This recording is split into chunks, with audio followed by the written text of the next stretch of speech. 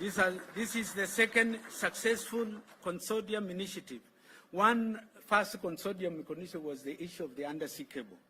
When we walked down in 2009 in partnership with government and all operators, including Telkom, Kenya, Safaricom, JTL, Liquid, and which other company? I think those are the major companies which were there.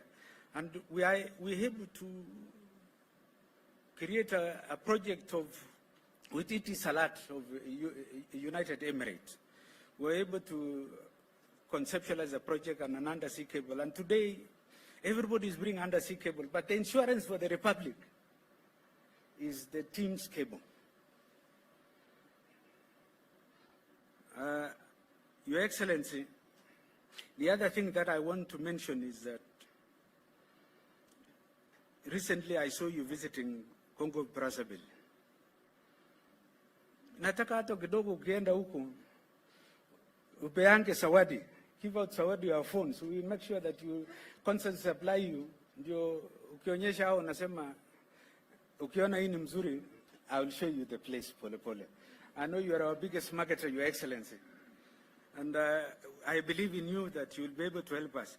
The ripple effect of this initiative are boundless, from e-learning to telemedicine, from online business to digital banking, e-government services. This smartphone will empower individuals, invigorate business, inject fresh momentum in our national digital transformation strategies. We are also creating employment and positively impacting the community. We forge ahead to create this reality. We must be cognizant of the threat of cheap illegal imports, the potential to slow down or reverse the gains we strive for. We appeal to the government through the relevant government agencies to help us seal the loopholes that allows for entry of these devices into our market. We must deal with this threat very decisively for us to realize the full benefit of this venture. Your Excellency, unajua tunasikia, we listen to its stories. We have been told some come to some countries. I don't want to be specific to the country. And they do panya routes. And they paid around by phone 50 cents US dollars without avoiding paying duty. It is very unfortunate.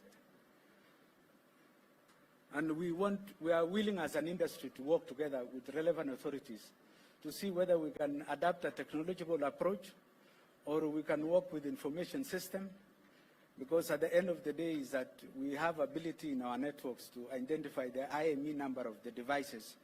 So we can really work together with KRA and the Ministry of ICT to be able to develop a long-lasting solution so that we can close these panya routes. Allow me, Your Excellency, before I reach the conclusion, to take also this opportunity to thank all our service providers who has worked very hard, including the main contractors.